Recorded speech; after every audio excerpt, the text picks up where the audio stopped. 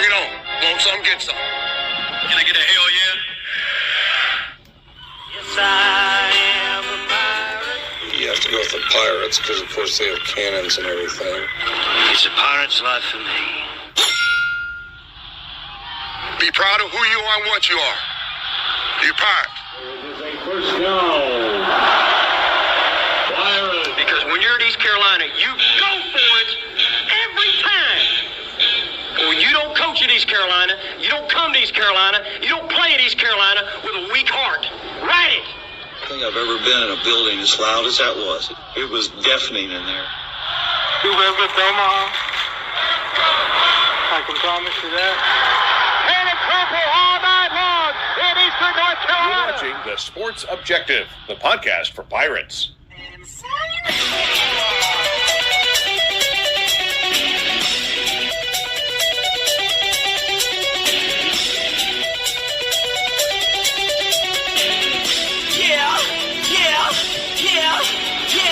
My heart is purple and gold. I'm a pirate down to my soul. And I don't back down, not at all. Find out when the cannons explode. All right, welcome in to the Pirate Football Playback as the Pirates get a big win in Conway. It's all because Kyle Barber went there 38-0 in Conway. And Kyle from LaGrange Barber, man, you got the shutout the first time since 2000 on the road. Against Duke was the last time that we beat an opponent and shut them out and on the road. And here we are tonight in 2-1, a great feeling. And how you doing, man? Tired? I take it being back from Conway.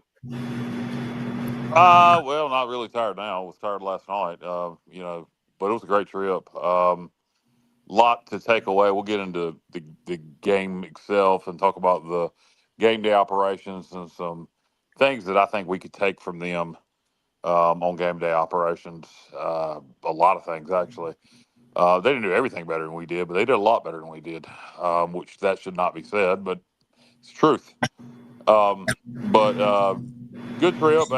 Just so everybody knows that's listening, if you expect to see former ECU linebacker Matt Semenza, Matt is flying tonight. He was in South Carolina this weekend. Didn't get a chance to go to our game. His daughter is a student at the University of South Carolina. He went to South Carolina Vandy, and he is flying back to Connecticut tonight. So no Matt Semenza tonight.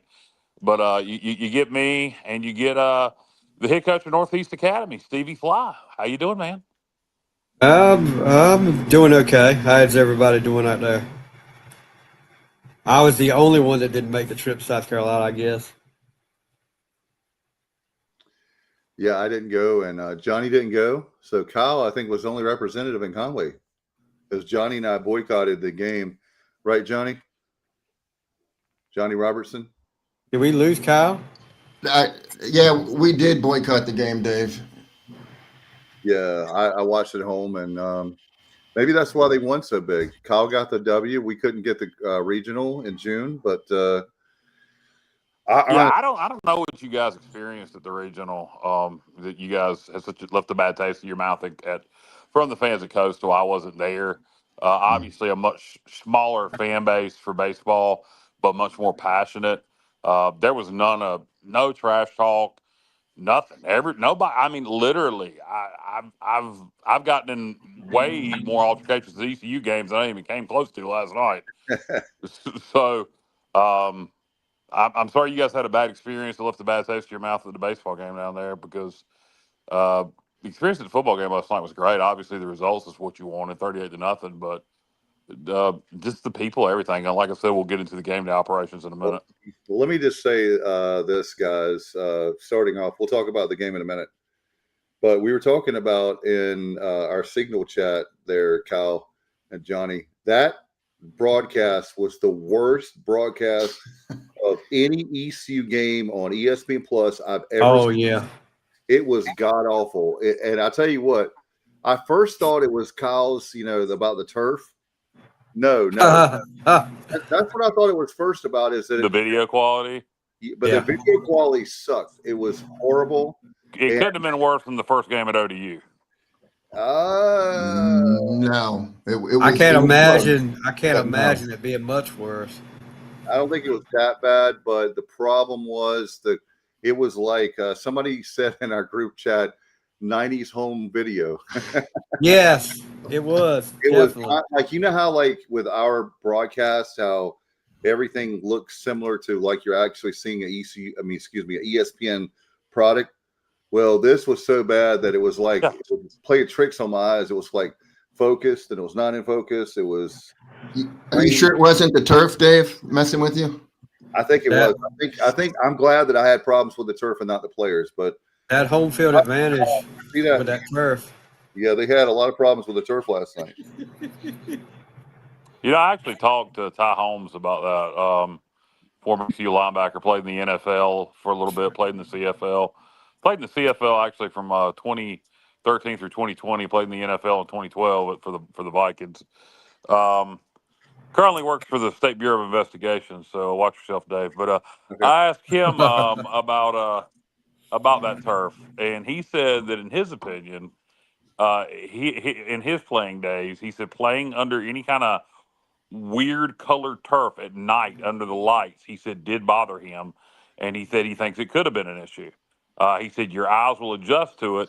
He said, but playing on it at night under those lights, he agreed with me. So you know, I guess to each their own. Maybe that's why we struggled in the first half on offense. You didn't think about that, did you? Hey, and by the way, Craig says the whole production sucked. Camera angles, turf color, announcers, every aspect was awful. And Robert says TV commentators, straight homers. They didn't even have the Kyle. Those of us that watched at home, they didn't even have the yellow marker we've got used for the first down marker on the screen that Fox invented back in the '90s. I'm sorry, that did it. So it's just frustrating that it makes you appreciate Greg and all the guys at the production, TV production. They've got so many students and folks, and they're still like Matt said last week. There's so many camera angles we've added, and we keep upping our production. And if that's what the Sun Belt is all about, please, for God's sakes, please never go to the Sun Belt, because that you mean Conference USA, or that too. Whoever has but those graphics and everything, it was an absolute nightmare. But the most important thing is we won the football game. And by the way, I want to hold on, Dave. That's an inside joke. Obviously, I know Coastal's in this. I know before our listeners, I don't want anybody to think I'm. Obviously, I know Coastal's in the Sun Belt. I just got that. So anyway, we need to let's move on to the game. Tell the two halves. We started out slow. I want to get you guys. We can go around and just. I guess the first thing is go around and get your overall thoughts. Yeah, I'll start. First half, we're going to do half at a time or the whole game? Let's do the whole game, and then we'll break it down. Defense played great the whole game. Obviously, from start to finish, defense played fantastic. Created opportunities. Offense did not take advantage of those opportunities in the first half. Special teams, the whole game was atrocious. Do not know what our problem was with special teams, from the block field goal to, I mean, there was a kickoff out of bounds to start the second half. Yeah. Just bad special teams last night. Second half, defense kept playing. You know, the whole game, the defense was phenomenal, and part of that's Coastal's offense is bad, but defense did what they were supposed to against a bad offense. Finally, second half, obviously, everybody was watching the game. We took advantage of opportunities that were there. You know, scored. Anthony Smith had a great night at receiver. In terms of receptions, I think that was his most productive night. Got the running game going late, and put it away. Mike Wright was very effective when he came in the game. You know, when you're up 24-0, and you pull your starter and putting your backup, and that score's not even that out of hand. But it just felt like at 24-0, it felt like it was 50-0. That's how bad Coastal's offense was. But overall, I thought the defensive performance A+. Offense, I'd give a B- if we're giving letter grades, and special teams, I'm going to give an F. But when you can give special teams an F and come away with a 38-0 victory, that's pretty salty. But defense carried that game, won that game, and we did. And I didn't think Caden Hauser had his best game, and I was talking to Stevie about this earlier. if that's Caton if that's Caton's worst game of the year, then we're doing pretty good. Yep. Because even not having his best game, he threw a pick. He still threw for 290 yards. But I was glad to see us get the running game going late. Their defense was clearly worn down. I don't think their defense is bad at all, and I really like their defensive coordinator at Coastal. I liked him at Louisiana Tech. That's where he was before he was there. But their defense is on the field so damn long, they get worn out. That happened to them at UVA also. But I'm still concerned about our running game quite a bit. Lacey, who has provided a spark for us off the bench, late in games here recently, you think you'd get to see him more. He injured himself celebrating on the sideline somehow. I don't know how serious it is. I heard he was on crutches. I'm not laughing at it. I'm laughing at just laughing at the situation. Not that it's funny, but how the hell do you injure yourself that bad celebrating? But overall, very happy overall with the performance, particularly on defense. No doubt. Let's go to JR? Stevie or whichever one. Yeah, like you said, a tale of two halves. One of the things that was bothering me the first half is, and I know Kyle said it too in the text, can't let these guys keep hanging around. And that's what we were doing. Yeah. Our offense left a lot on the field the first half. It could have been, like me and Kyle talked about earlier, could have been 20-0. Should have been 20-0. And when you let a team like that hang around, you're playing with fire. Luckily, the defense really stepped up, made some big plays, some interceptions. That long pass that could have made it 10-7 or could have set up 10-7, call back for a holding call. Right. But for one thing, as much as we were worried about this defense in the offseason, I think this defense, it may not be an elite defense, but it's a really good defense. We're getting after the ball. And I hope I don't jinx it, but that's one thing I'm not really worried about now is the defense making stops. Ever since after the first quarter of the state game, the defense has been lights out. You give up 3 points in the last two games. Granted, it was against Campbell and Coastal Carolina, but still, how many years in the past have we give up a lot more points to bad teams that we should have shut down?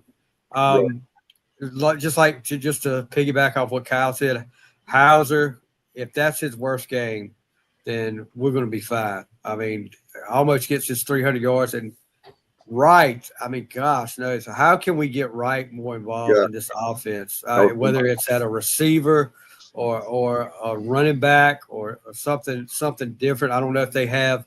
I don't know if we've seen everything in this playbook as far as when it comes to Wright getting in the game. I think they may be holding something back because maybe BYU will see it this week. But all in all, I just think it was a really good game. We did have some of these people out there saying you guys get excited about a win over a team like Coastal Carolina. But we're beating the teams we're supposed to beat, and we're beating them bad.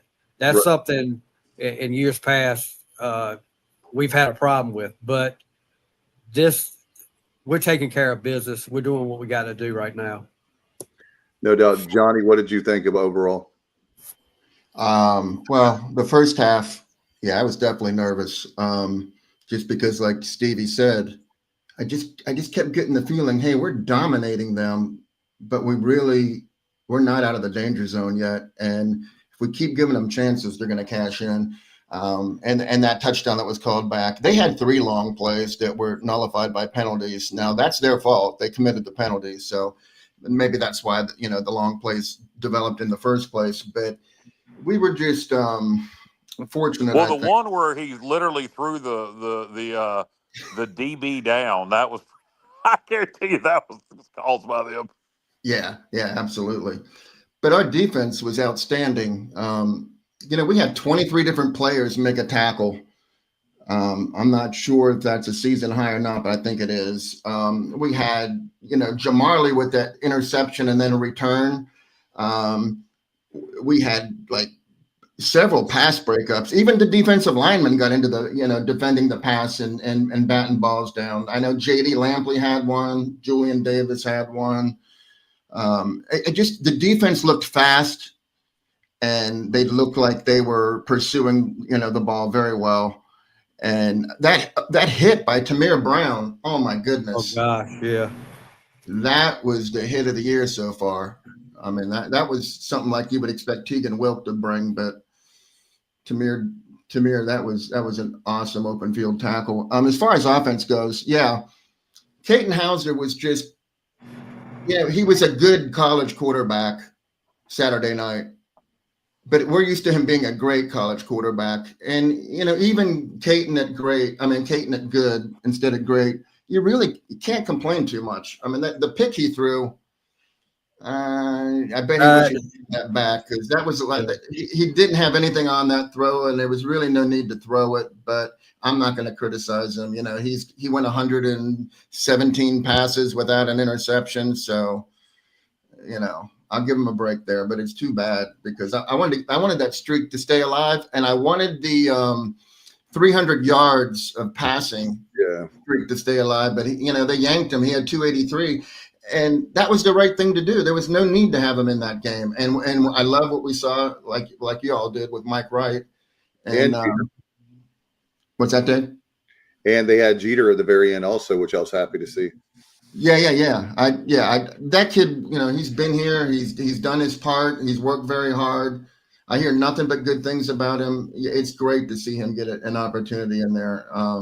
So yeah, I enjoyed that as well. As far as the block kick goes, in our preview, our season preview, we discussed Mr. Mozzie's his habit of having kicks blocked. He had 4 blocked before he got here, and that one, I mean, when you kick a field goal from less than 30 yards and it's too low and it gets blocked, that's hard to figure how that happens. So I'm sure they'll be checking it out. You said you saw something on that. Stevie said Matt, earlier. Matt was talking about it. Matt was talking about it in saw the. Okay. Matt was talking about it. About how the holder was not lined up. Yeah, he wasn't lined up right behind. And the holder was center between the hashes. Yeah. So, but he still got the kick away, and it was just low. Yeah, but operation procedure will screw you up altogether in a kicking situation like that. If the snapper's not lined up right, the holder, I mean, if something's off like that, it can screw up the whole. But why wouldn't call a timeout then? Exactly. Yeah, I agree with you 100%. Especially in the first half. Yeah, call a timeout. I mean, that trajectory. Yeah. When you're kicking a kick that close, the trajectory should not be coming that low. I mean, there's no. That is extremely odd for a kick to get blocked that close. Special teams was just atrocious last night. I don't kick a ball out of bounds. I mean, I don't know what was going on. Special teams have been good up to this point, and I think we'll get them fixed. I'm not worried about it, but it was and thank God. I'll tell you what, you don't take advantage of scoring opportunities. You make special teams mistakes, it's going to get you beat against a good team. So the fact that we were able to not take advantage of opportunities, we were able to make those special teams mistakes and still come away with a dominating win, I think speaks to 2 things. One, we're a pretty good football team, and 2, Coastal might have one of the worst offenses in the history of FBS college football. It's both. Yeah, it is both. You guys have made a great point, though, and that is, look at 21 we were talking about last week with Charleston Southern. We struggled against them. We lost in 17 to James Madison, 18 to North Carolina A&T. So we've lost, games we shouldn't have lost. I know we win games we should not win. But the main thing is, like you guys are saying, we're taking care of business. We're 2-1. That state game is going to hurt probably even more, because we easily could be 3-0 right now. But guys, also something I just saw, breaking news. Maybe you guys already knew this before I did, but I didn't realize that BYU is not in the top 25 anymore. They're number 26. They fell out. kind of based on expectations because of when they lost that quarterback for that's a whole other story. He's at Retzloff. Tulane now. Yeah, Retzloff. He's at Tulane now. He was accused of rape, and then the girl said, "Never mind," and he had already been kicked off the team, and Yeah. so he ended up at Tulane. So that kind of dampened their preseason expectations. They were starting a freshman, so they didn't fall out due to any fault of their own. They're 2-0. They've done what they're supposed to do. It was just, I think, based on expectations, and they haven't played. They played Portland State, who's a horrible FCS team. They played Stanford, who looked horrible up until this week, and they had a nice win over Boston College. So I think that's more to do with just how the perception of them in the season versus to what they've done to date. It's not any fault of their own, but top 25 or not top 25. BYU was a 12-win team last year from the Big 12, and we'll get into BYU more later in the show and on Wednesday. But this is a big-time opportunity, a big-time opponent, and if we somehow pull that off next Saturday night, it will be the biggest win in Greenville in a long time. Since 2016 against NC State. In terms of non-conference games, there was some big conference wins over Memphis and UCF, Holton senior season. But, in terms of what it would mean because we were bad in 16, but in terms of what beating BYU would mean for this program and this season, good God, I don't know that you can measure it. I think this is a big if, and it's a lot of ifs and buts and fruits and nuts. But if we somehow pull that off next Saturday night, by the way, primetime ESPN2, which is also big time on a Saturday night, it would be a special moment. I think a watershed moment for this program. It would be a second signature win over Blake Carroll. It would be 2 wins over Power 4 schools in back-to-back seasons, going back to the bowl game last year. And it would be an opportunity and a moment for these students. You got seniors, juniors who have been here.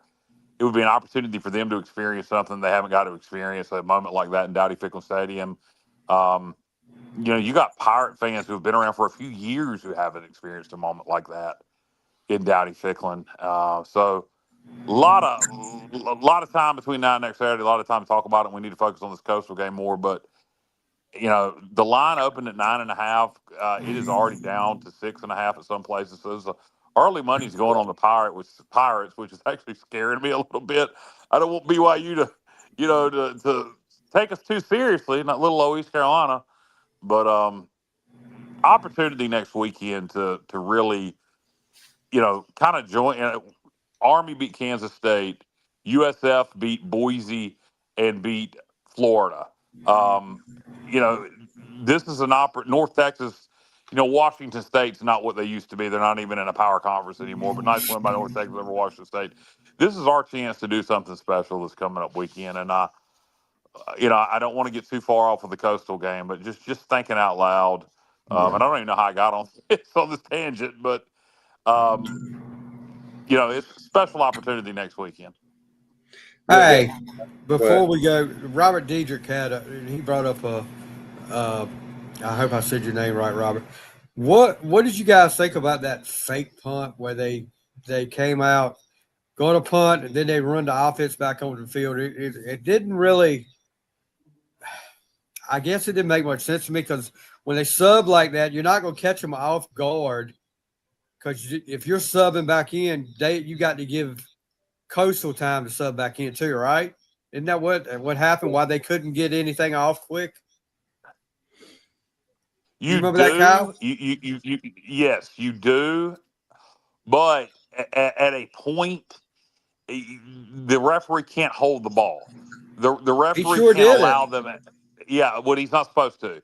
He can't allow them extra time to sub. There's a time, and I don't know, what is on the rule books, but there's a certain amount of time that they're allowed to sub personnel in if you sub personnel in. And I think what Coach got mad about was the ref holding the ball. Yeah, but, I saw him on the sidelines having a few words. Yeah, so I didn't particularly like what we did there. I don't know. Again, that's another because I know that it's out of special teams mistake. I don't know. I didn't I don't know what to think of that situation. I know what we were trying to do, but it didn't work, and I do understand why Blake was a little irritated with the officials. Yeah, when you have a situation where that whole thing, that whole substitution thing, has got to be addressed. It happened in the Illinois Duke game last week.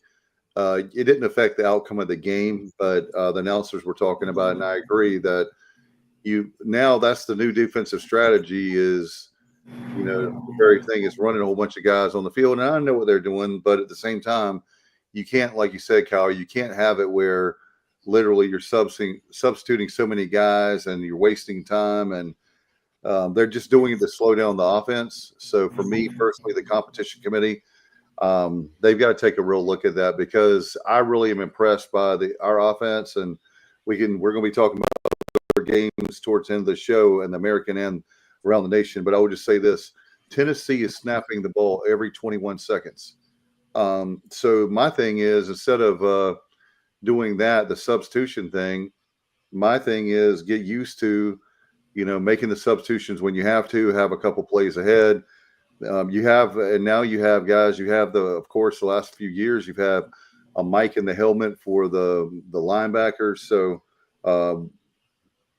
it just, for me personally, I just don't like that. I think that it's a bad thing, especially it helps the defense, and I don't think it should help the defense when they're doing that to control the game. And that's just my opinion, but I hope that they will. Well, you got to allow defense time to match the offensive subs, but not to the point of holding up the game. That's where it becomes an issue. When it's intentionally Right. looks like they're doing it to hold up the game, they're subbing slow. That's when it becomes an issue. So, but another thing last night's game, and that I didn't like that Coastal did from a production standpoint, and something that the NCAA should ban. They should ban this immediately. When we were kicking field goals and extra points towards Coastal's scoreboard, they had a blinding white light Oh yeah. on the screen, and I do, and I wonder if that had anything, because that was his first kick at that end, that field goal that was blocked, and I really wondered if that had anything to do with it. But that is something that the NCAA should not allow. I don't know how many other schools do that. If they're going to allow it, we need to start doing it. But I'll tell you something else. Their scoreboard is lower than ours, so it is literally right in your face if you're kicking a field goal. So I don't think that should be allowed. And like I said, if they're going to allow it, we need to start doing it. No question, guys. I'll tell you what, I'm glad you brought that up, Kyle. I was upset about that last night of the game, and I feel like that. And this sounds arrogant, and I'm sorry if it sounds arrogant, but that kind of stuff is why we shouldn't play Coastal Carolina. I'm not saying I don't want to play Coastal Carolina, but that somebody needs to mute their mic. There's some bad audio interference. Yeah, my mic's muted.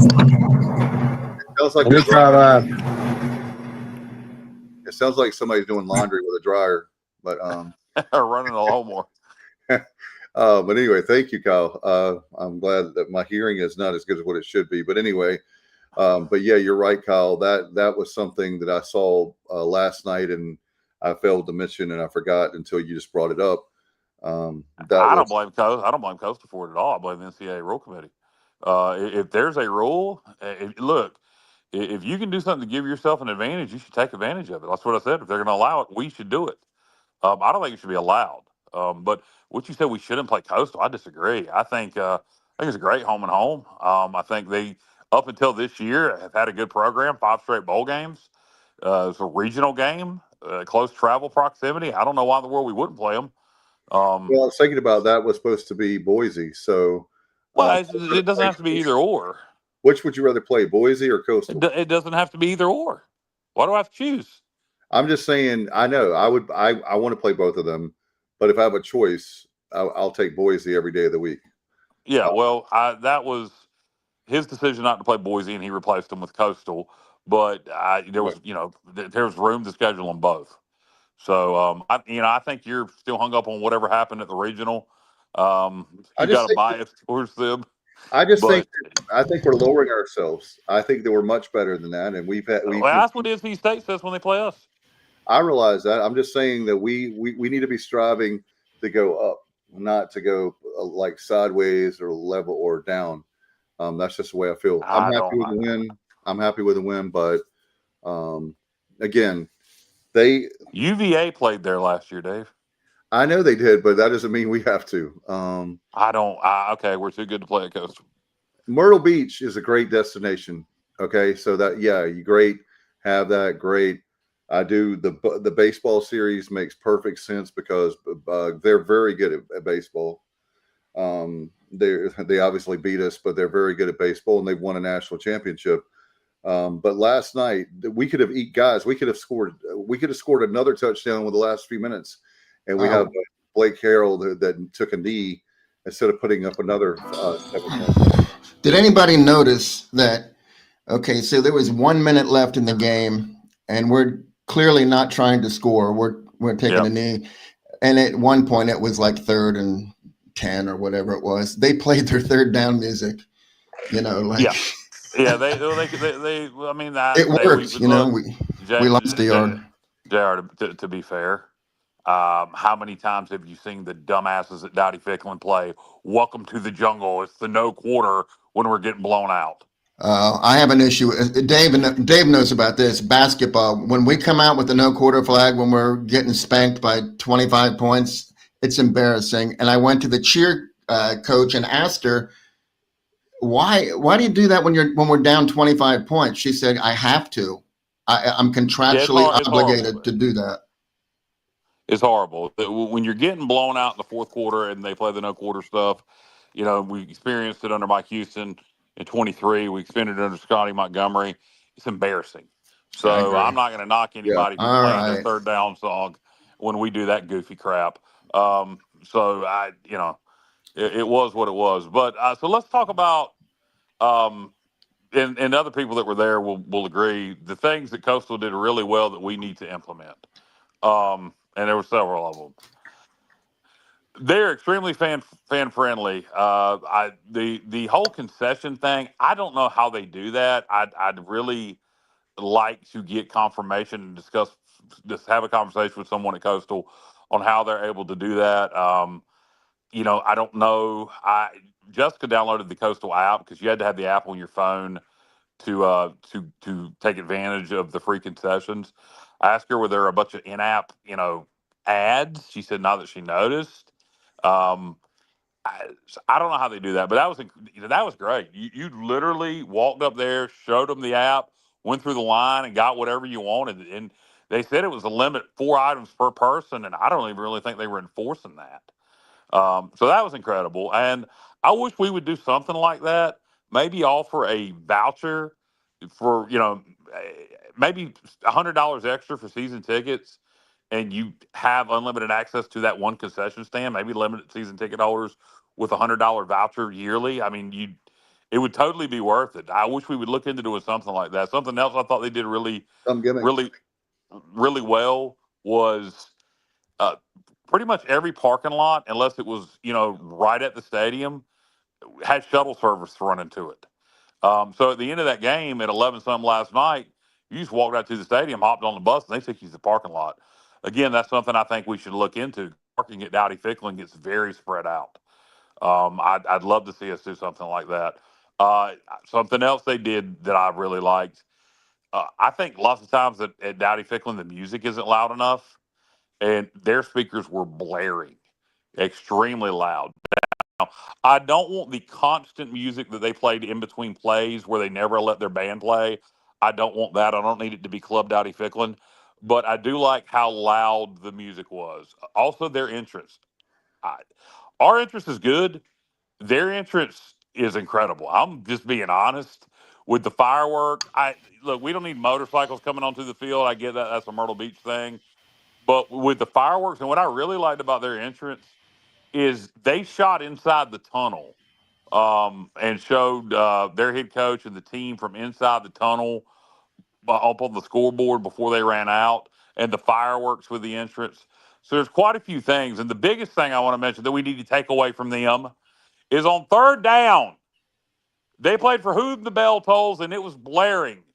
It wasn't some goofy music that didn't make any sense. It fit for third down, and it was blaring.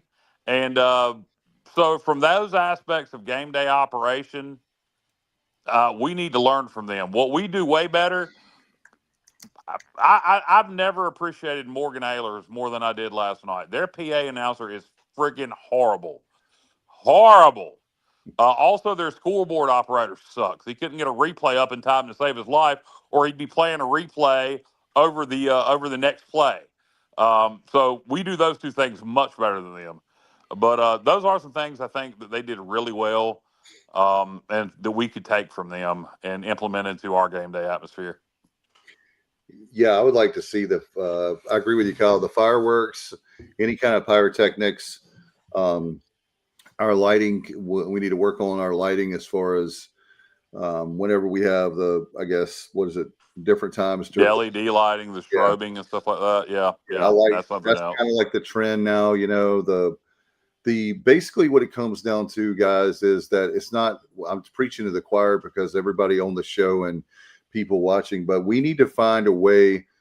Those fans that used to come, I have people that I know that they say, Dave, I can watch the game, and they're big time Pirate people, but they choose to watch it on a big screen at home for the comfort of their home because they have internet, they have the big screen TV, they have their steps away from their kitchen, the bathroom, the whole thing. So that's one thing that we have to be careful of, is make sure that the game day experience, even though that I think our game day experience is good, we can always be better. If you're not growing, you're dying. And I'm going to be honest with you. I think the game day experience is good at East Carolina for a couple of reasons.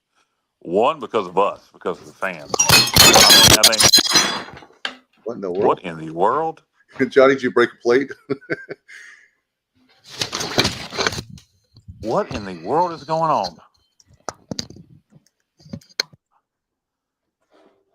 I don't know what's going on. Okay. Stevie's under the weather, so Stevie, we hope you feel better, brother. Get some rest. He's going to Stevie leaving? Yeah, he's leaving. So sorry, Stevie. Hope you feel better, brother. Stevie, you're gone, man? Yeah, check the private chat, Kyle. Okay. I got my screen. Yeah, guys, I'm gone. I'm under the weather a little bit, so I'm sorry about that. Stevie, that wasn't me with the car crash though. I don't know what that was. I don't know what that was.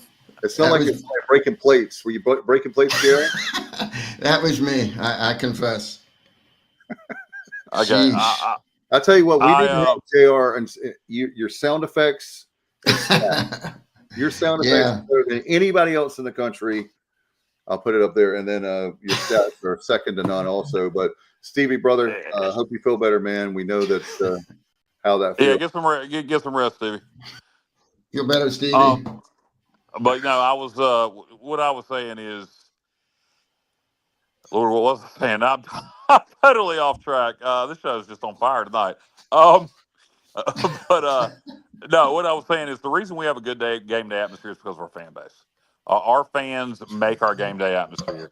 Also, some of our traditions, first down Pirates, the no quarter flag. I like our video production, but there's a lot of things that have gone downhill, I think, recently at Dowdy Ficklin, like third down music. It's just ridiculous that we can't get the third down. I mean, I don't know what the hell that was supposed to be last week. It was just little samples of music being played on third down after the foghorn. So that's got to be fixed. I mean, I would rather just go back. Come on, guys. I'd rather go back to the horn or something than. Let's use the Undertaker music with the ARG that we used from several years ago. I mean, do from who the bell tolls. Just steal it from Coastal. They stole it from Rutgers. I mean, there's a ton of different stuff. Anything would be better than what we did last week. That was the most. Am I wrong? Wasn't it the most random? Like it made no sense. It was just like they could have. You might as well just play Conway Twitty on third down. It literally made no sense at all. The shit they played. But hello, darling. Exactly. Nice to see you. There's a lot of things we need to do to modernize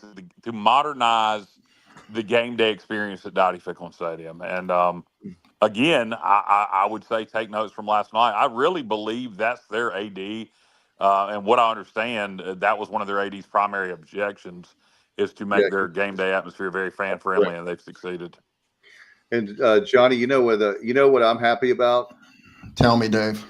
Is the fact that our team is playing so well that Kyle is talking about third down music instead of "we can't freaking tackle, we can't tackle anybody, come on." So no, we can definitely tackle. I know. While we're griping, though, while we're doing gripes about game time experience, is there a reason why we cut Purple Haze right when it's about to get like really intense? God, and then go playing the damn fight song. Yeah, but I mean, you're getting us all hyped up, and then right when it's about to hit the crescendo, silence. No, let's do this. Let's do this, Johnny. Let's stand in the tunnel and sway back and forth while Purple Haze plays the whole damn time, and then run out on the field once they start playing the fight song. No, I don't. That's something else they need to get right. Yeah. Play Purple Haze the whole damn time. Then once all the players are out on the field after you played the whole damn thing of Purple Haze, not the whole song, obviously, but you know what I'm talking about. But at least that first, yes, Purple Haze, all that. Then play the fight song. Yeah, that's another thing. You're right and it didn't used to be that way. No, I think. Let's bring back the old the old cardboard whatever the boat was made out of that was skip. You guys remember that? Yeah. For me personally, I think what it comes down to is we need to find a way. It comes down to the word consistency, the consistency of the third down song. Here's the deal. If you're a DJ, okay, and I was a DJ, obviously 5 years in a club, and I do mobile work still, the objective is to make sure it's like one continuous song, right? So when you have people like Kyle who is thinking, if that means that things are not right, meaning that there's other people out there that noticed it, right? So if things are going very, very well within that department, that means that, like, for example, the living on a prayer, there's different traditions that we have, and we have it. And so there's nothing wrong with that. But when you have things that are kind of like a curveball and it gets... Well, you know what, Dave, I like the point you're making, but it's more than just that. If you're going to play something different on third down, which I agree with you, it should be the same song every time. But if you're going to at least make the damn songs fit for third down. And we'll get off the subject, but I'll make it simple for the administration. We already have a song we use for no quarter. Welcome to the Jungle. Okay? Just use the opening guitar riffs from Welcome to the Jungle. That everybody knows how it starts. Use that on third down. It's already a song we use. It's already part of our culture and who we are. Use that on third down. I mean, game day production and promotions is something that I really have a fascination with, probably more than the average person. Kenneth says they should be playing Kyle screaming, "Let's go freaking Pirates!" on third down. I'll get them fired up. Give me a mic. I'll do it live. And you were talking. And look, here's the thing. I've heard people say, like with last year's song, the 10 toes in when we're standing on business, that the players wanted that. The song's not to get the players fired up. The song's to get the fans fired up, and then we're supposed to get the players fired up. The song is to get the crowd up and to get loud. The song's to get the crowd fired up, and then the crowd is supposed to get the players fired up. That is correct. And again, I'm happy that you're upset about music and not the play of absolutely. Yeah, no, if we couldn't score a touchdown to save our lives or stop anybody, this wouldn't be a topic of conversation. But since we're playing well, I think it's a good topic that needs to be discussed. And, in 2025, as you mentioned, people have the opportunity to stay home and watch it on their big screen TV and have their Wi-Fi and their whatever else they want at the house and don't want to come out to the stadium. So you need to make the game day atmosphere and the environment as fan-friendly as possible. And a can't miss opportunity. Now, I don't think it'll be a problem this week. We'll have, I hear Ryan Robinson.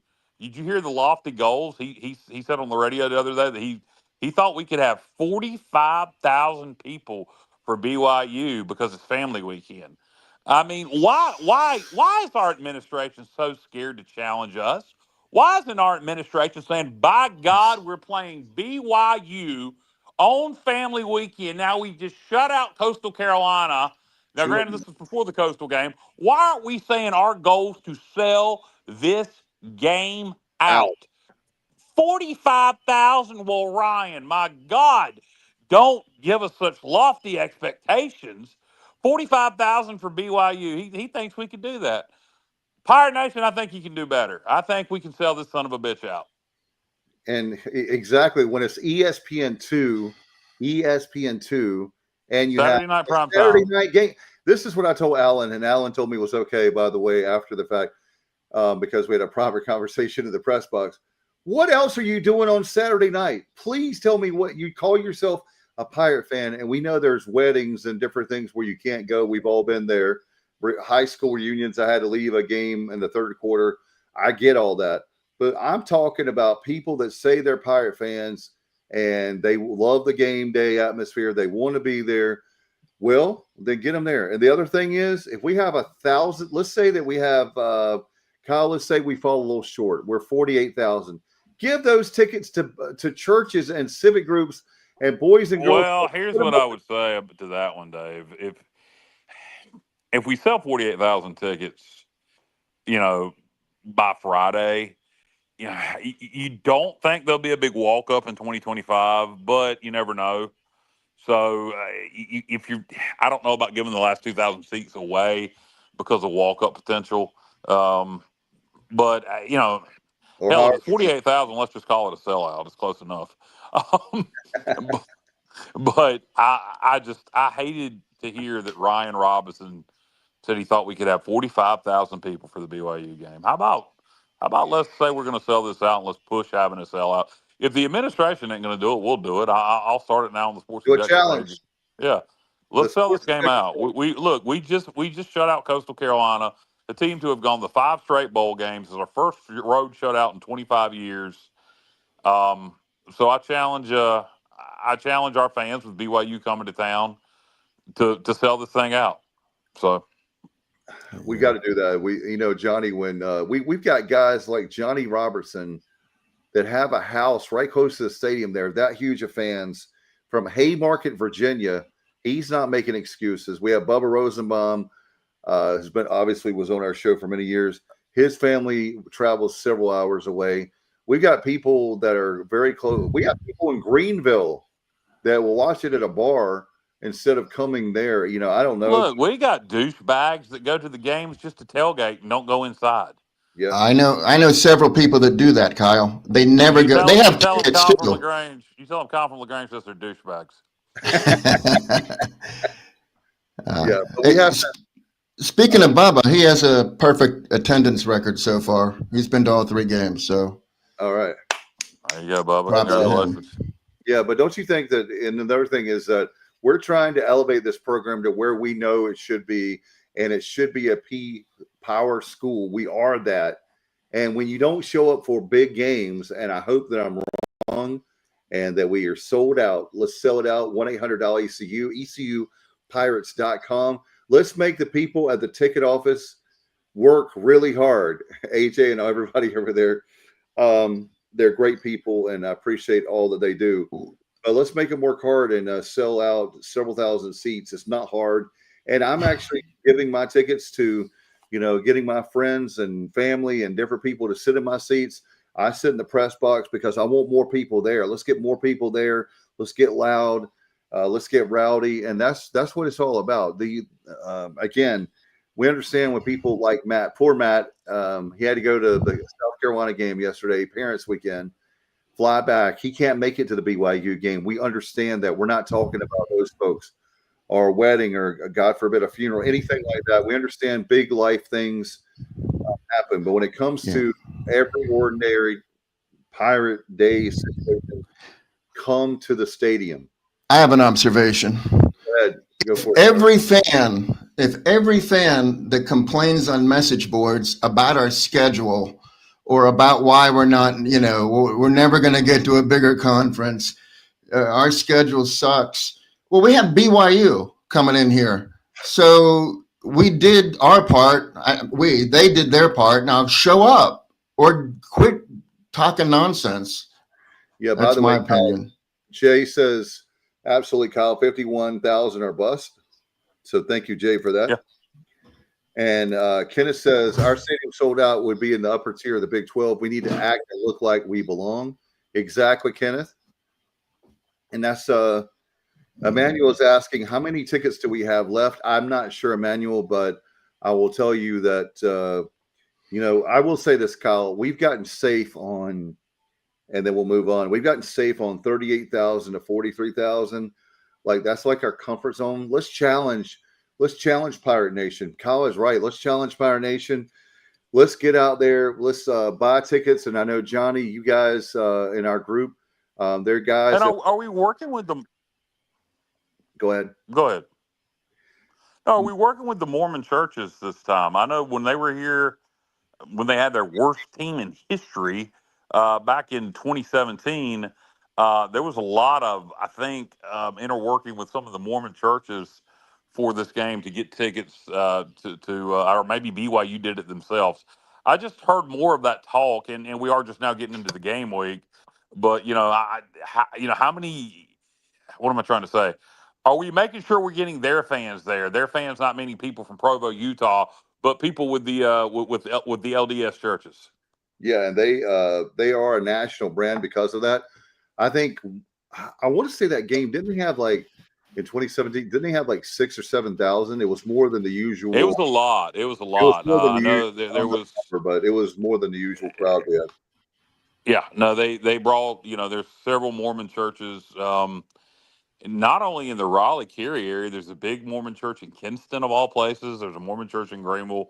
So you have people of the LDS faith on the eastern half of North Carolina, and not only do Pirate fans need to get there, we need to make sure that those folks are there too, and maybe they'll enjoy the experience of watching us upset BYU and want to come back and cheer on the Pirates. No doubt. And Kenneth said, "Remember the Big 12 turned us down. Let them never forget it." And that's the thing. Well, you know how we get in the Big 12 or any other conference? Sellouts, winning ball games. We're doing a good job on fundraising with our different facilities. We'll keep working on that. And again, guys, I will say this: if you get a chance, check out that premium tailgate area that used to be Scales Fieldhouse. I have to give, as I said, the administration, I give them props. You'll see that again on Saturday. Let's see. Oh, here's one from Robert. Robert says 2 free beers per ticket to get people in from the tailgate. Maybe so. Hey, what do you think, Johnny? I was just going to say we had 38,835 people on a perfect 71-degree October day in 2017. Yeah, and that was to watch 2 really bad football teams. Really bad football teams. So to set your sights on 45, yeah, I agree, Kyle. That's way too low. Yeah, because you have a BYU team that is a fringe top 25 team. They won 12 games last year from the Big 12. So their fans that are in the area should be excited. We're 2-1. We just shut out Coastal. Our only loss is to NC State, and it was a 1-score game. So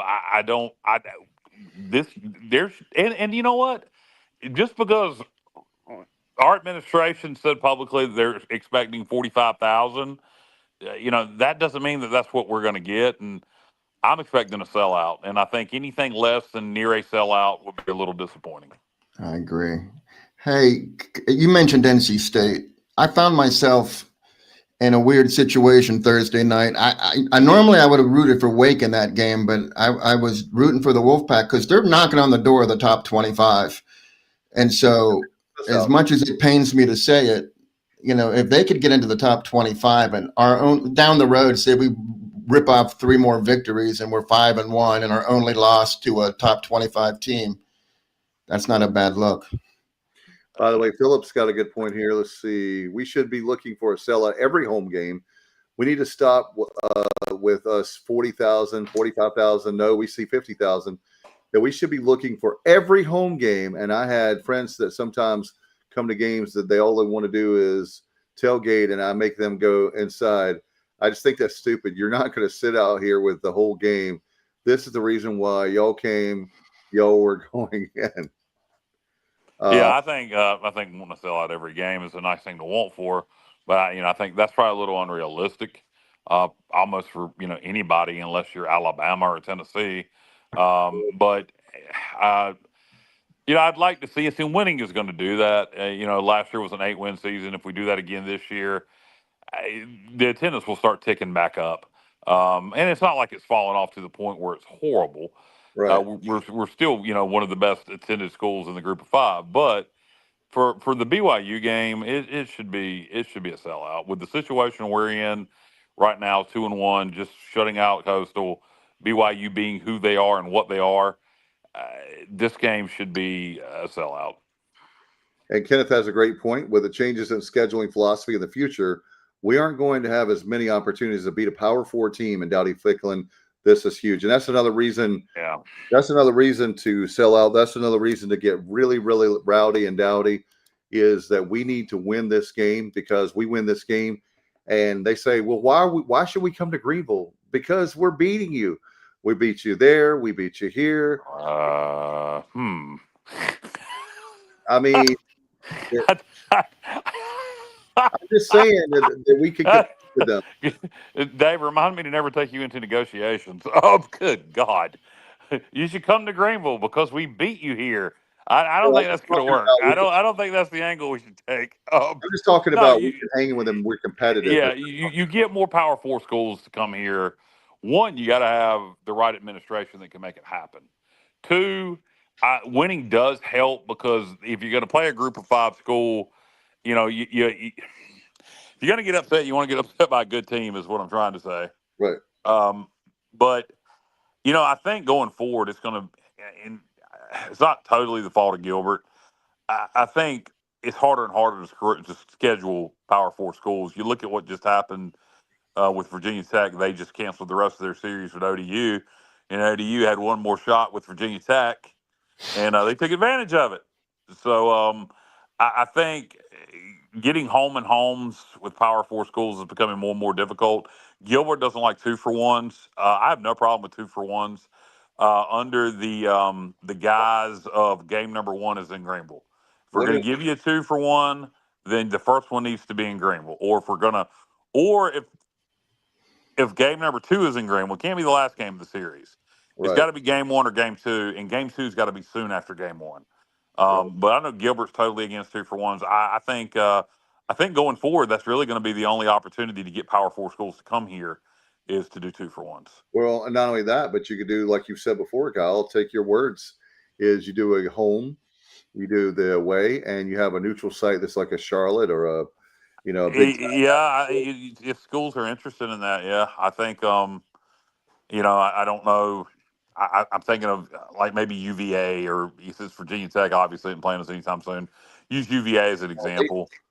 They don't have a coach, right? So no, not right now. Well, they have the interim head coach, Philip Montgomery. But let's say UVA. Let's say we played one in Greenville, one in Charlotte. Excuse me, one in Greenville, one in Charlottesville, and then one up in DC. Something like that. If they would be willing to do that, that would be great. Yeah. And so that's my thing, is that the 2-for-1 is, back when we were in the 90s, maybe 2000s, that was not a good idea. But right now that's what we're going to have to, you're right on the money, that things are evolving, changing. So we also need to get the state. You make that buyout too. If you do that 2-for-1, you make that buyout. If they try to buy it out, you make it where, hey, all right, well, it got bought out, but you just gave us $4 million. Yeah, something ridiculous. But yeah. How about this? This is a team. Well, let's. Kenneth says 2-for-1: Kansas, Oklahoma State, or Baylor. Vanderbilt 2 for. Speaking of which, Vanderbilt. I heard Vandy told us no. That we actually talked to them about a bye game, and they told us no. Wow. And here's another one: put Southern Miss back and Marshall back on the schedule. Thank you, Philip. There's a lot of There's 132 FBS opponents. Not FCS, FB as in boy, S. And that's my problem with administration. If you do some of the bigger schools, you do the 2-for-1s. But there's a lot of schools that are Group of 5 and P4 that you can do the home and home. You just have to know, like, even if it's MACtion with the MAC conference, there's other schools, and we talked about the Sun Well, Belt. you just said you didn't want to do a home and home with Coastal. I'm just not happy with them. And I mean, you take things too personal. I don't know. Did somebody kick you in the nuts at the baseball game? no, tell them, Johnny, it was not the usual. Well, see, my perspective is from another baseball game. Is at Greenville Regional when their fans were super obnoxious, and Josh O'Neill and myself had to restrain one of the players' fathers from. I think you have a very, very passionate fan base for baseball, and it's small. Baseball's relatively. They were small vile, though, football. Kyle. They were unnecessarily vile on our turf. Didn't run into any of that in football, so That's good.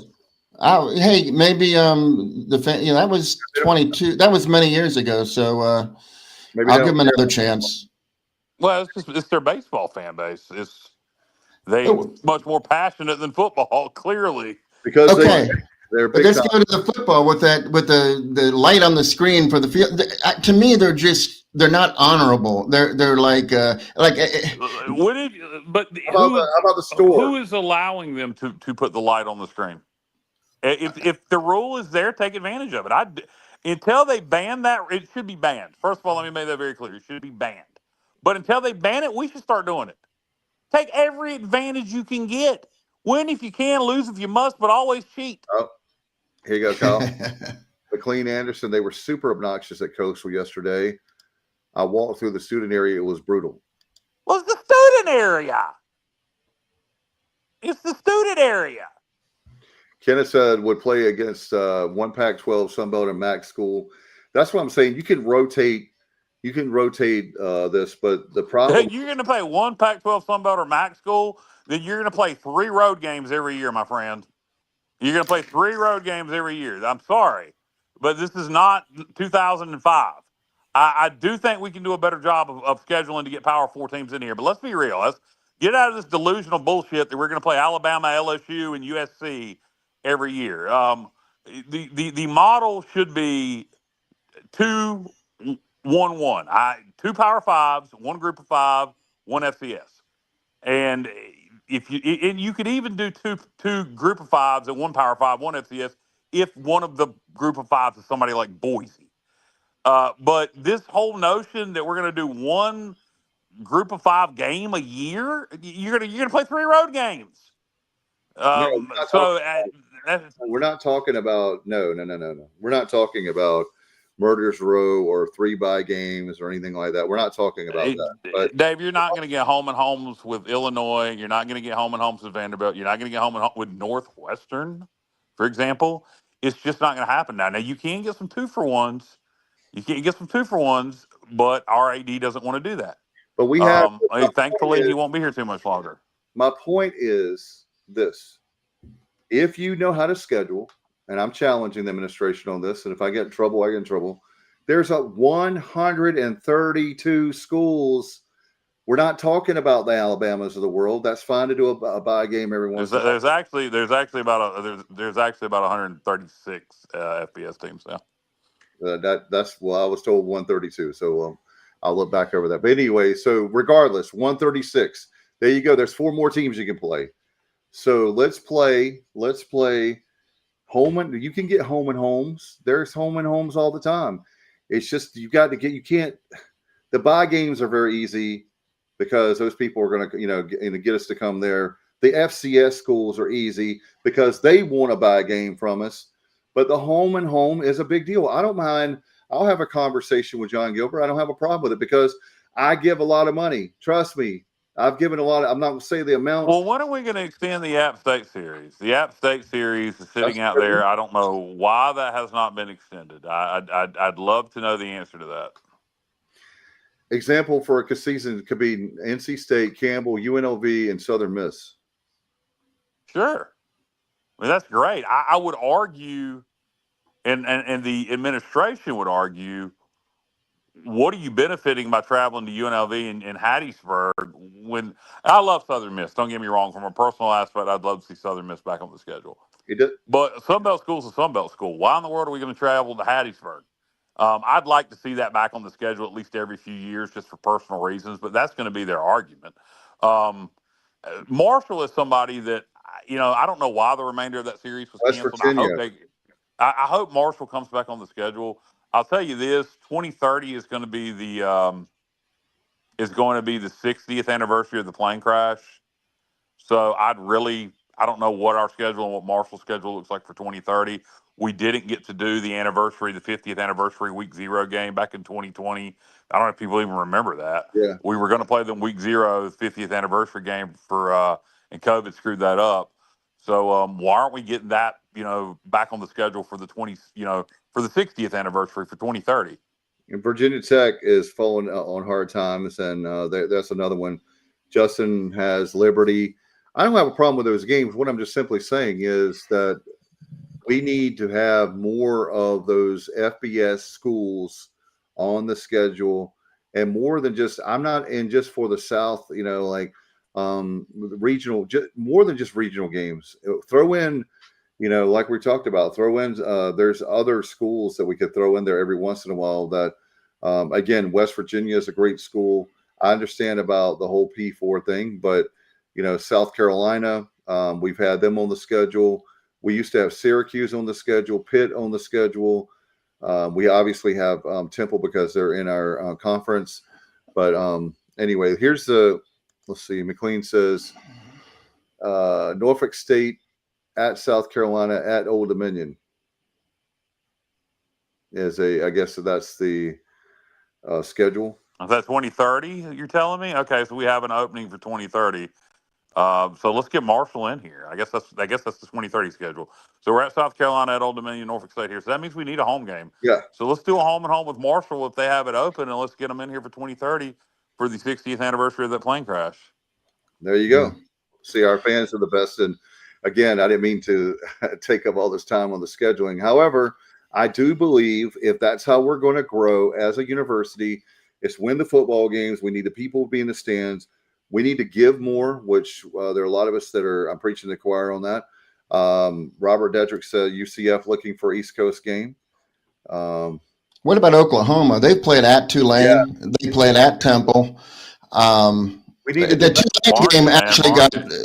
Tulane game actually was rescheduled because of the hurricane, but Temple was rolling pretty well until Oklahoma came to town. They probably wish they wouldn't have scheduled them because I watched that game just to check out Temple, and the line size and speed was just so different that Temple didn't have a chance. Yeah, Temple concerned me, and who knows, we may go up there and get upset in Philadelphia in October. But you looked at Temple week 1 against UMass against another FBS opponent, and Temple blew them out, and then they blew out their FCS opponent the next week. So you were a little worried about Temple until you saw the very next week UMass get beat by Bryant. So I don't know how improved Temple is. I do think they're improved over last year. I don't know that they're improved as much as we might have thought they were initially. They got a tough slate. I remember looking at their schedule, JR, and they had Oklahoma, and then it just – I swear to God, I think they have a murderer's row schedule all the way up to when they play us, if I remember right. I'd have to go look at their schedule, or if somebody else can bring it up real fast. But I think Temple's got a very tough schedule starting this past week with Oklahoma. Wow. Anything after that game is going to be easier than what they had. Oklahoma, I'm sorry, Dave, I was just going to make this point real quick. Ben Arbuckle, their offensive coordinator, man, they already were good on defense, but with the offense, the way it looks now with him running it, they're scary. But I've heard that Oklahoma State's going to try to steal him as their head coach next season. We'll see what happens, but they look good. So Temple's schedule, Oklahoma yesterday. They got Georgia Tech next, followed by UTSA, followed by Navy. But then it does get easier. They got Charlotte and Tulsa before us. So unfortunately, they may get hot before they play us. I don't really like to see that. Charlotte and Tulsa right before us. But tough stretch coming up: Oklahoma, Georgia Tech, UTSA, and Navy. before things get a little easier for the Chippewas at Charlotte and then Tulsa before they play the Pirates. Yeah, That's guys. that game's in October. That's actually November 1st. Oh yeah. We're gonna have we've talked about this ad nauseum, but with the stretch Kyle and I were talking about coming up, when you have BYU, we're certainly not overlooking that. Then you have the Thursday night game, a quick turnaround for a Thursday night game. You have Army of all people. Yep. Those two games, then you're at Tulane. At Tulane. Yeah, that's a tough 3-game stretch. That's a brutal 3-game stretch. So you got BYU this weekend. Obviously, we know what they are, Big 12 team, preseason top 25, 12-win team last year. After that, you got Army on a Thursday night, like you mentioned, Dave. So short week to prepare for the defending conference champions who run the triple option, who upset Kansas State after getting upset themselves. And then you follow that up with Tulane, who's already beaten Northwestern and Duke. Yeah. So this is a brutal 3-game stretch that,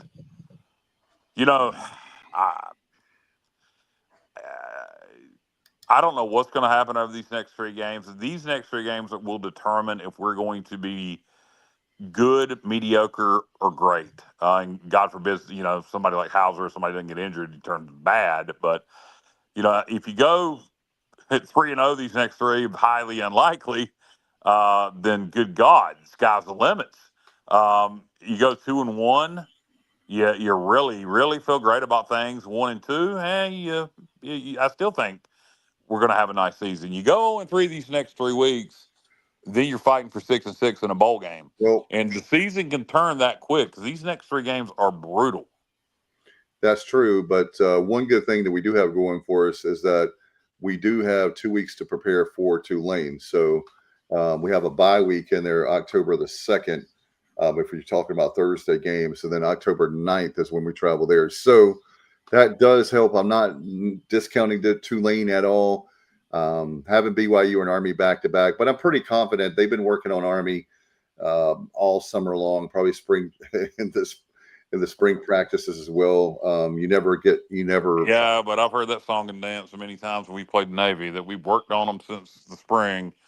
One thing we are really good against the run, and God knows we BYU is first and foremost, but we are really good against the run. That doesn't always translate to a triple option, but I like the way we pursue to the ball. I think we'll play the triple option really well. Yeah, I agree, Kyle. And I know you're happy that it's Military Appreciation Day, and Oh, we absolutely. love our veterans, but it makes perfect freaking sense. Let me tell you something. We should we have a Military Appreciation Day? Abso-friggin-lutely. Yep. Should it be when we're playing a military academy? Abso-friggin-lutely not. Makes no Now, sense. I will say this a little bit with Army. And here's why. It changed the atmosphere so much. Everybody's patriotic, and we're playing Army. I will say this, though. I say we do this. I'm going to ask the university to be a little smart here. Let's don't give tickets to Fort Bragg. Let's leave the boys in Fayetteville alone. Let's give these tickets to Semper Fi, baby. Let's give these tickets to these Marines down at Lejeune and Cherry Point, and maybe to some of the Air Force guys over at Seymour Johnson, because I know Marines, they love the Army. That's their favorite. So why don't we get some military appreciation on our side and bring about 4 or 5 busloads of Marines up here, give them some purple and gold, and go and have them cheer against Army. Holy cow, man! Holy cow! That's all I can say. That's what I said before. If there's an advantage you can find, take it. No, and if we're going to be as stupid to do Military Appreciation Day when you're playing an academy, let's appreciate them Marines. Let's see. By the way, B-Pays, I put that up here again. Speaking of scheduling, what's up, B-Pays? Rutgers needs some out of conference starting in 29. That would be a great trip. I would like to go to Rutgers, and I know we would have Matt. Let's give it 2 for 1 with Rutgers. Let's do it. I'd be perfectly fine with that. 2 in Piscataway, 1 in Greenville. Yep, and then we have Kenneth's talking about the season. He feels good about FAU, Tulsa, Temple, Charlotte. We should hopefully take care of business. That will get us to 6 wins. And then what's up, Kenny?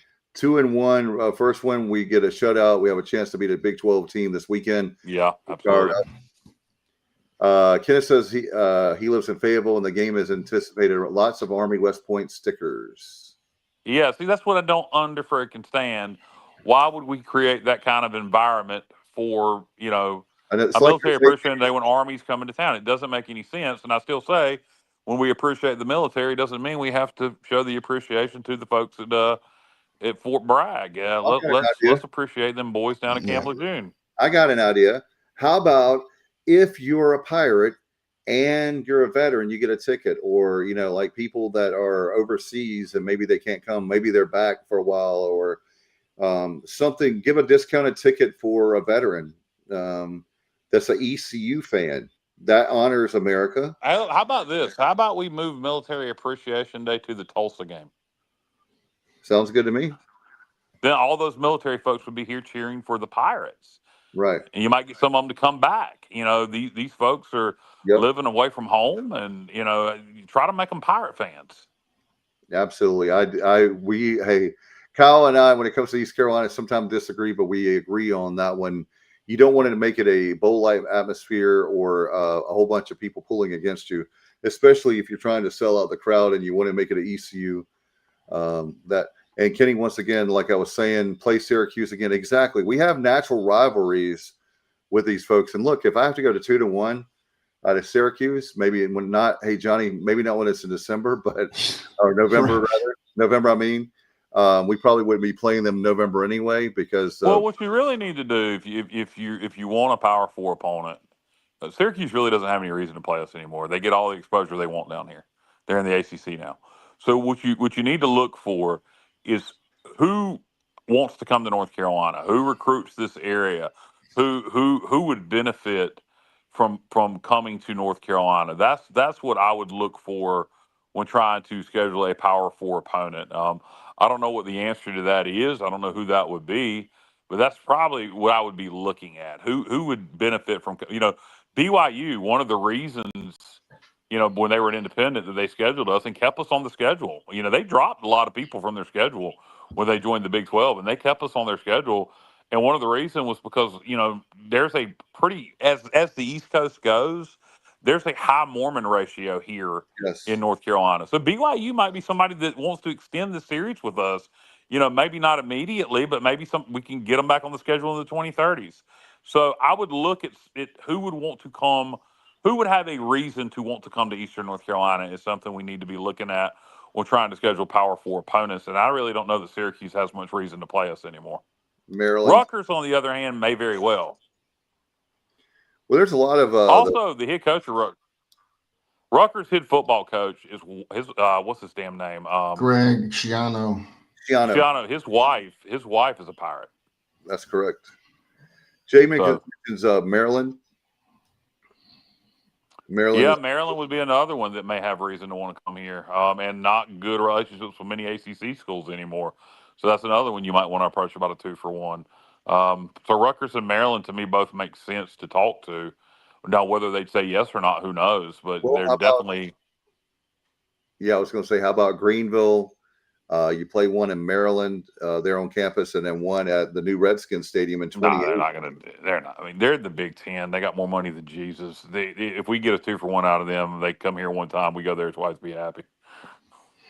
But whatever we have to do to get our program, we are. And look, again, my point I was trying to make earlier, we're a national program. Let's act national. And as a matter of fact, there was an NFL game, and they had a commercial. One of my favorite sayings that Henry Ford said, if you think you can, you're right. If you think you can't, you're right. Well, somebody mentioned UCF earlier, and we had a rivalry with UCF at one point. Yep. Is that something that do they have reason to want to come to North Carolina? Would they want to play us? I don't know that I could. I don't know that I could swallow my pride to do a 2-for-1 with UCF. That's going to have to be a home and home. No, I agree 1,000% on that. But we're going to have to. What it comes down to is winning a whole bunch of games. Getting in that playoff, I think that's when more people will start looking our way. And not only that, but Johnny, I'll say this too: if you're an East Carolina football fan, please become a huge basketball fan. That's how we get to a bigger if you want a bigger conference, our basketball's got to improve. Speaking of that, we got some basketball news we can talk about when we'll talk a little bit more about the game from yesterday, and we're going to get out of here. But a little basketball news. If it was missed, we posted on our social media the Fort Myers tip off. We're going to be playing the Tuesday of Thanksgiving week against Michigan State. That's going to be on FS2. I can't remember the tip-off time for that. But then we will be taking on St. Bonaventure on Thanksgiving Day at lunchtime on FS1, which is kind of neat to be eating Thanksgiving dinner, and if you do it at lunchtime, and having the ECU basketball game on. I kind of like that. So so little basketball tidbit for everybody. No doubt, and but basketball is something we're gonna have to work on. But we'll save that for another time. Just overall with the game, and then what were your thoughts overall with the game? Some bright spots. I thought was really happy, guys. One of the highlights for me, the storyline, Yannick Smith getting 2 touchdowns. I thought that was huge for him yesterday. Yeah, Smith and Smith both had incredible games. Anthony had, I think, his most receptions in a game. Yannick with a couple touchdown receptions. So that was, big for them. Again, we've talked about it earlier. The defense obviously played phenomenally. JR, who stuck out on you? We thought about the defense as a whole. Give me 2 players on defense that stuck out to you. Well, Jamarly Riddle, number one. Yep. And I thought that maybe Sam Danka might have had his best game of the year. Yeah. So those are the 2 that I would say. But, the thing from yesterday, they never entered the red zone. I mean, Coastal never was in the red zone. I mean, that's a good defense right there. I don't care how bad their offense is. I mean, you can hold a team out of the red zone for the entire game. That's pretty strong. And then turnovers, we were negative the last 2 years. Well, first of all, let's go back to when Holton was here, 19, 20, 21, and 22. We were plus turnovers every one of those seasons. 23, -8, 24, -9, and we're already +7. So I love that. I mean, we had a turnover ourselves, but we created some. So, I mean, that's I think key to a successful season is taking care of the ball and creating turnovers on the other side. And then in the fourth quarter, we've outscored our opponents 38-0. So nobody has scored on us in the fourth quarter. And in the last 9 quarters, starting from the fourth quarter of NC State, we've outscored our opponents 104-3. So, I mean, we're on a roll. Yeah, we need to keep it rolling. We need to keep it rolling. And Tall Task this week, I said it in a text earlier to someone. I'll say this for sure about this defense. I don't know how good this defense is. I think it's pretty good. I think we'll have an idea after BYU just how good this defense is. But I'll say this: Blake Harrell and Josh Aldridge, I believe, are getting the most out of the talent they have. Nobody thought this defense to date through 3 games was going to be as good as it has been so far this year. Now, like I say, with the exception of NC State, the last 2 teams have not been good offenses. So we're good on defense, but just how good are we? I think we'll know that a lot more after the BYU game. Yeah, well, how about the fact that hey, Johnny, here's a stat for you. Very easy one, low-hanging fruit for me. But if you add the 3 games up, we're only giving up 9 points a game. How about that? 3 in the last 2 games. But if you add the state score and the last 2 games, only 9 points a game. I don't think any of us, even the coaches, I don't think would have been able to tell you after 3 games we'd be averaging 9 points a game. Just to add to that, Dave, we've held NC State to their lowest point production of the season, 24. Yeah, we held that the other day. Yeah, we held Campbell to their lowest point total of the season, and of course we shut out Coastal, so that was their lowest points. And we've also done that to their rushers. We allowed 105 against NC State on the ground. They had double that against both Virginia and Wake Forest. We held Campbell to 4 yards. And then we held, Coastal to 67, and UVA allowed 91. So, I mean, rushing-wise, you just couldn't ask for much more. If this continues, and I hope to God it does, I hope the defensive performance continues all year.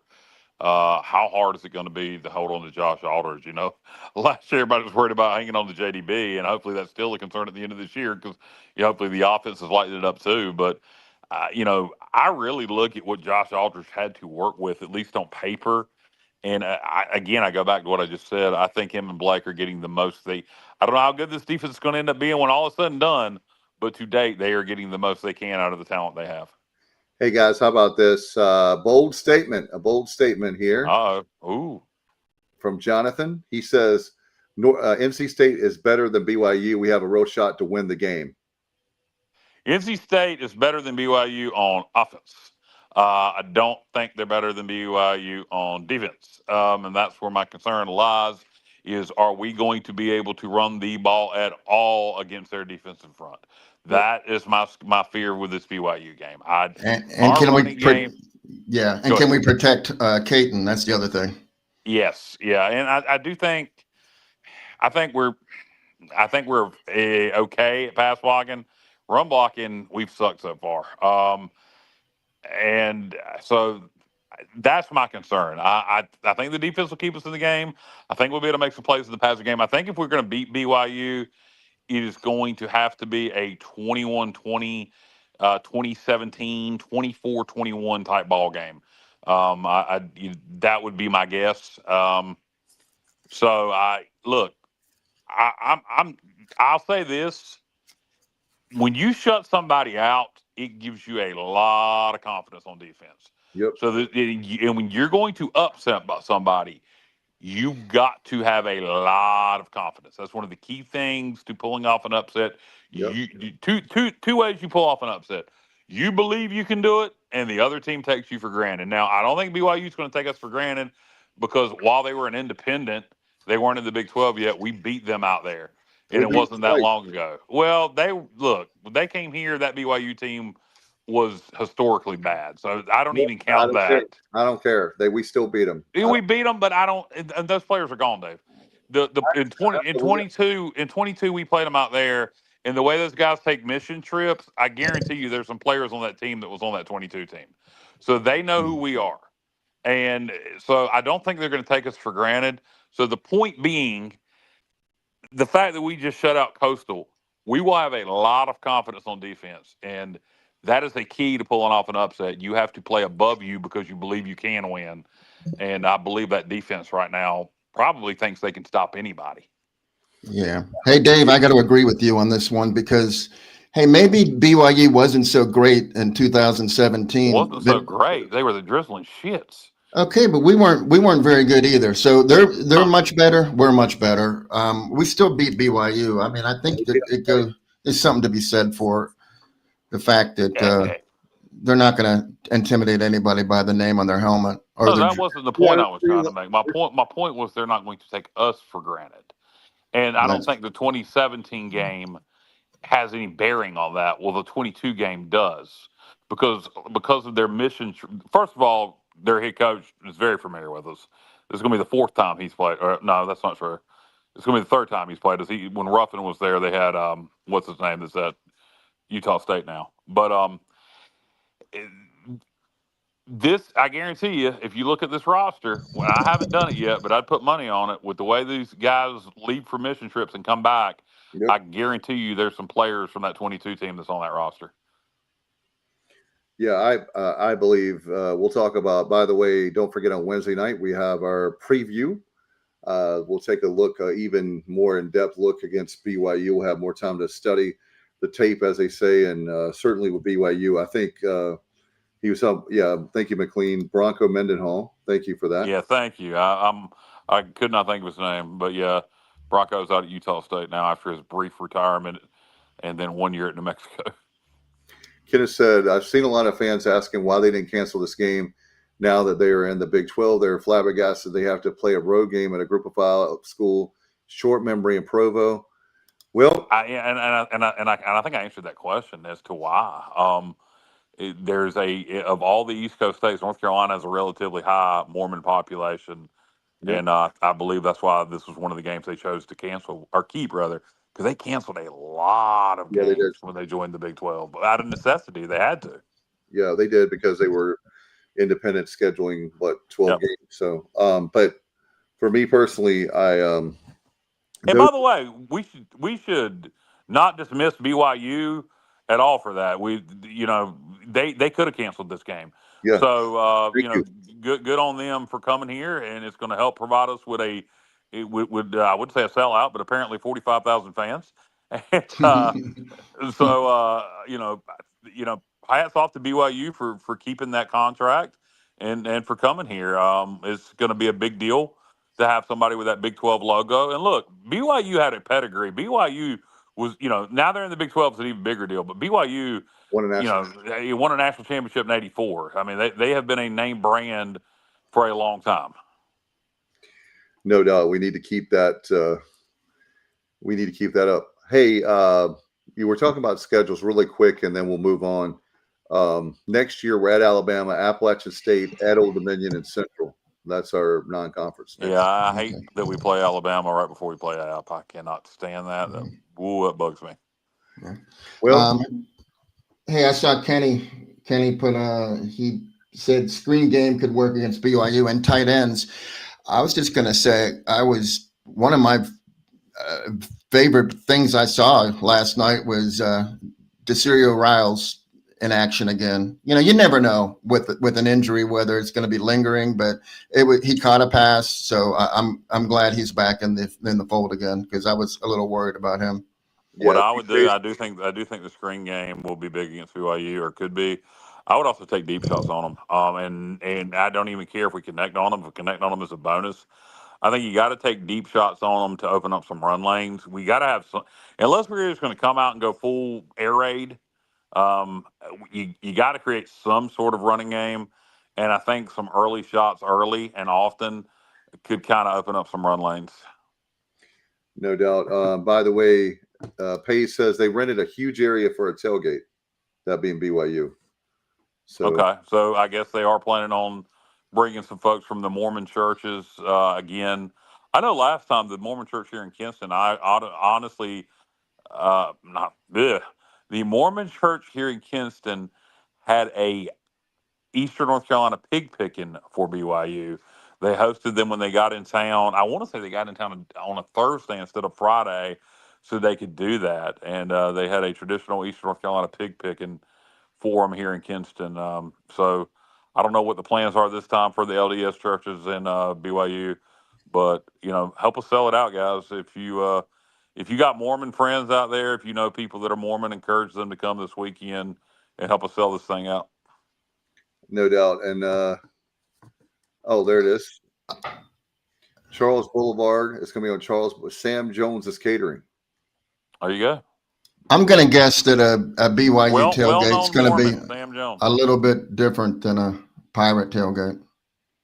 BYU is working on. They're already a national brand. They've been as Kyle was talking about.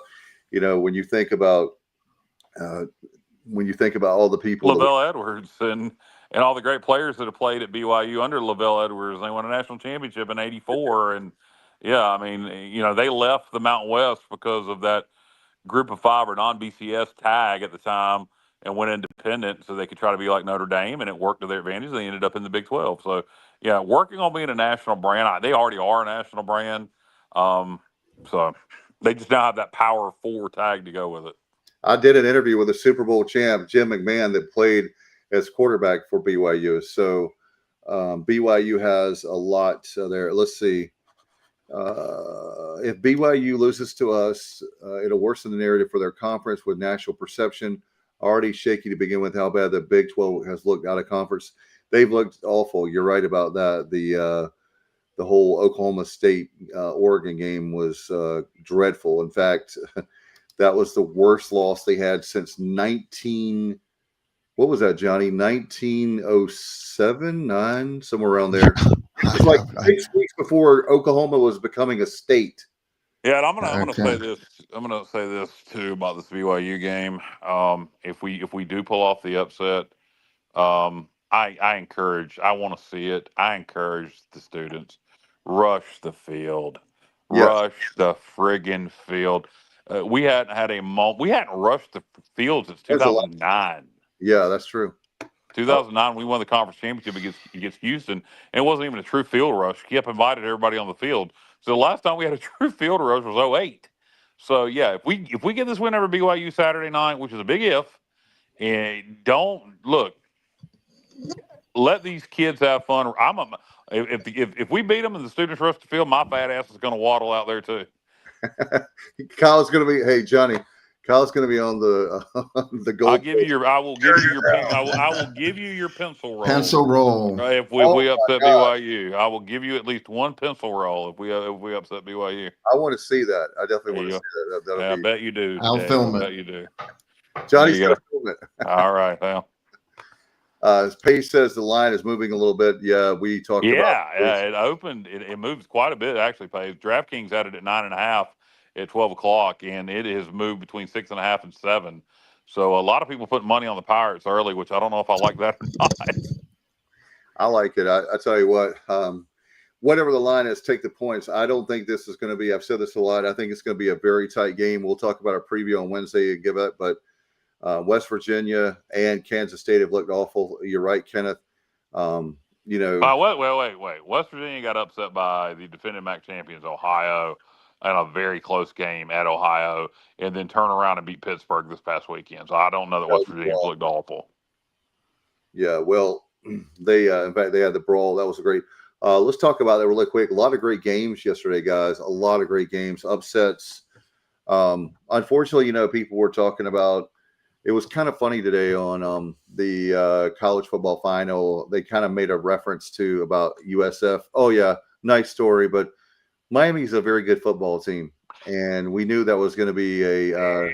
And that's scheduling too difficult. You already beat you. And granted, these schedules are done way in advance. You don't know what you're going to be having, but you already beat Boise. You already beat Florida. You've done all you needed to do. Just go take care of business in conference. You're in the playoffs. Now they're still in a situation to do that. That Miami game's not going to keep them from making the playoffs if they run the table in the American, but they already got one loss. So let's say they stub their toe in the American. Does 10-2 get them in? I think it still could because they got the head-to-head win over Boise. But you got to put UNLV into that mix. Tulane is going to have say in it. So that Miami game, if it stands on its own, it doesn't hurt them. But now you've got less wiggle room in conference. But South Florida's still a good story. It's still. It doesn't take away from what they've done to start the season. No, that Miami team, good chance they're going to win the ACC. And when they have a shot at winning the national championship, I don't think they will, but they should be in the conversation. Sean says he's calling a 24-21 Pirate win over BYU. Hey, that's right. Wednesday. We got to save that. Yep. Tulane is an interesting one, no doubt. And by the way, we have 4 American teams undefeated. So everybody that talks about Group of 5 and American. Tulane is looking really, really good right now. Navy undefeated. Who am I leaving out, guys? I know South Florida, North Texas. North Texas. They're scary to me. Not undefeated anymore. Well, we don't play them. No, we don't play North Texas. So they can be as scary as they want to be. Hey, look, I'll tell you this, JR. Washington State's bad, and yeah. I think because people still associate, they're not even a power conference team anymore. But here's the thing, Kyle. I'm just going on their overall defensive numbers, what they've done in the first 3 games after they got Skylar Cassidy from Sam Houston. And we talked about it with Rennie when he was on the show. Yeah. And I said, North Texas, we know they're going to score some points, but can they stop anybody? Well, they're stopping people. So I just feel like, yeah, maybe they could help us out. Maybe they'll beat Tulane who knows? Maybe they'll help Hopefully us we're out, in position that we needed to be helping out. That'd be great. That later on down the schedule that we're looking at trying to play in that conference championship game. But no, North Texas is good. I think this league, not only those 4 teams, us and Memphis are also both really good. So Army's good. This league has a lot of depth. Memphis is the one I was mentioning out. Yeah, thank you, Robert. Memphis is 3-0 right now, so they're good. And North has to go to USF. Yeah, Navy had 3 turnovers yesterday, which is unusual for a Navy team. Horvath threw 2 picks. They need for him not to do that if they want to seriously challenge. So I don't know. Navy and Army, I think they're a bit off this season, but we'll see. We'll see what happens. Johnny, question for you guys, for both of you actually. We committed I'm sorry. We forced 5 turnovers on. Is that right for Coastal? And we only had the interception, right, off the top of my head. We had 2 interceptions. 2. Okay. Yeah. I remember the one. Okay. So but my point is, we're still the turnover ratio margin. We're still above. Oh right? yeah, we're Plus still, 7. We're yeah, plus 7. Yeah.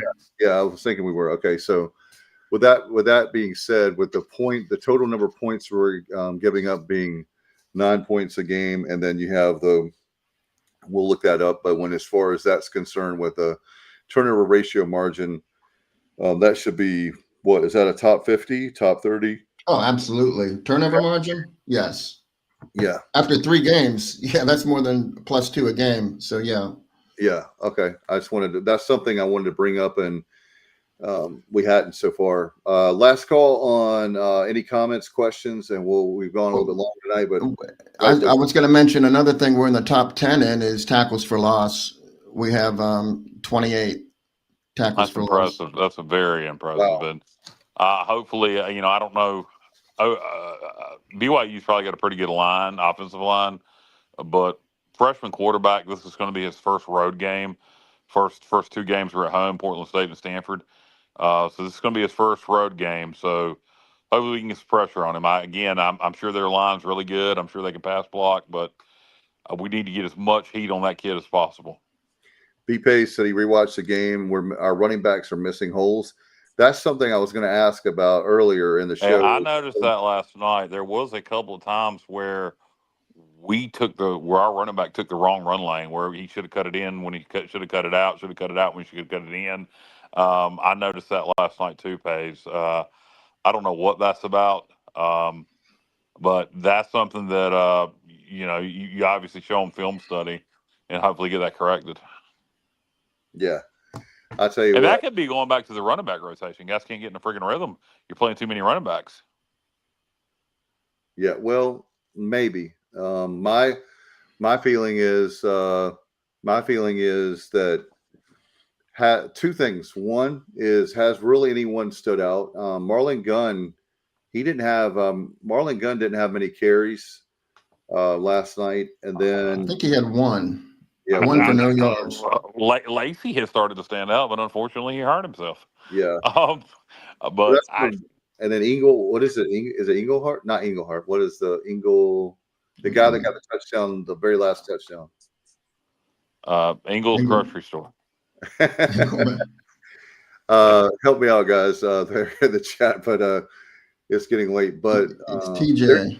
There's been several backs, and I don't think it's a matter of funny story. I'm sorry, Dave. I got to tell this real fast. Off topic, and then I'll let you talk, and we'll get the hell out of here. But so we're in Western North Carolina. We're coming back from Asheville in 2019, 2019, and was it 2019? Yeah, it had to be. So we're coming back from Asheville, November 2019, and yeah. Did we lose you? Hello? I think so. Yeah. Engelman? TJ Engelman with an E. Yeah, Engelman. Okay, there we go. Yeah, I said that earlier. All right, so we got Kyle and Kyle. Oh, Jesus Christ, like Simon and Simon. Okay, so we're coming back from Asheville, November 2019, and I don't know how, but Jessica wasn't familiar with the grocery store, Ingles, which was all over Western North Carolina. Oh, yeah. And I think I know where you're going with this. I thought about that. So I don't remember what we had to get, but we needed to stop and get something. I don't know why we would have to stop at Ingles, what we would have needed that we couldn't have waited to get home to get. But we had to stop at a grocery store, and I can't remember. I might have been looking. You know what? I do know why. I was looking for cherry lemon sun drop. Anytime I'm in Western North Carolina, I always grab cherry lemon sun drop. So I told Jessica, I said, hey, stop there at that grocery store. She said, isn't that a Hispanic grocery store? Or are they going to have cherry lemon sun drop? I said, what? She said, Ingles. I thought you were going for the Little House on the Prairie. I know they. No, she thought it was the sheep. I've never thought about that. That's funny. Yes, ladies and gentlemen, my wife is an elementary school teacher and a proud East Carolina graduate. Thought Ingles was Ingles. No doubt. Hey, here's another one we talked about. I want you guys' opinion, and we'll get out of here. B-Pay said he would put Mike Wright in the backfield every once in a while. We got to get Mike Wright on the field more, period. But I agree with Johnny. I think, Johnny, you said earlier, the beginning of this marathon of a show, but love you guys and love all the viewers and listeners, is the fact that maybe we're saving a whole bunch of wrinkles for BYU that we don't want to show. Yeah. That's my gut feeling. Yeah, and I know playing quarterback, wide receiver, he's not playing running back, but you can't get a running back. You know, how often have we tried him at running back? Are we doing that? Are we doing that at, I don't know what we're doing at practice. I'm curious to know. Wildcat. I mean, just straight up running back. Line him up at running back.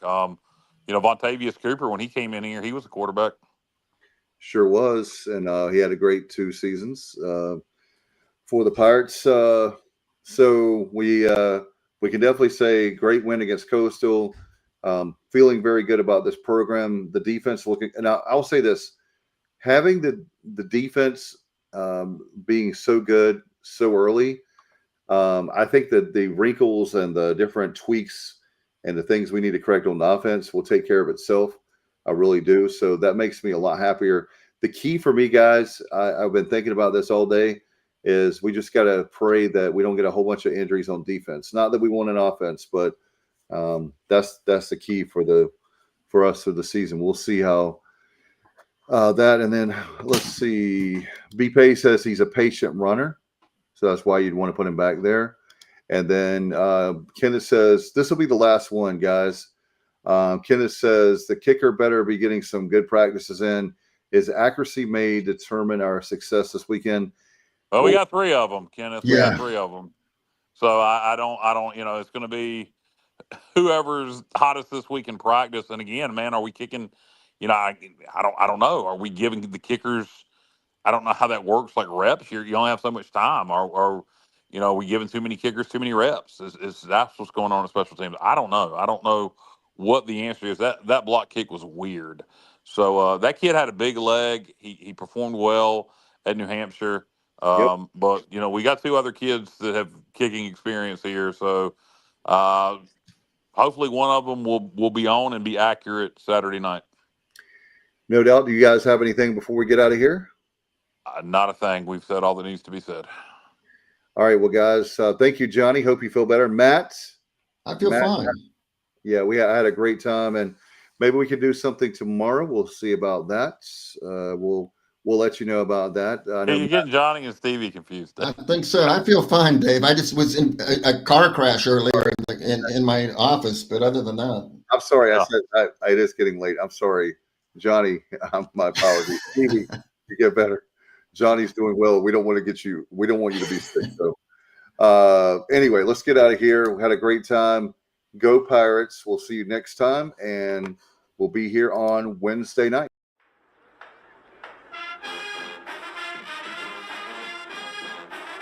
You're watching The Sports Objective, the podcast for Pirates.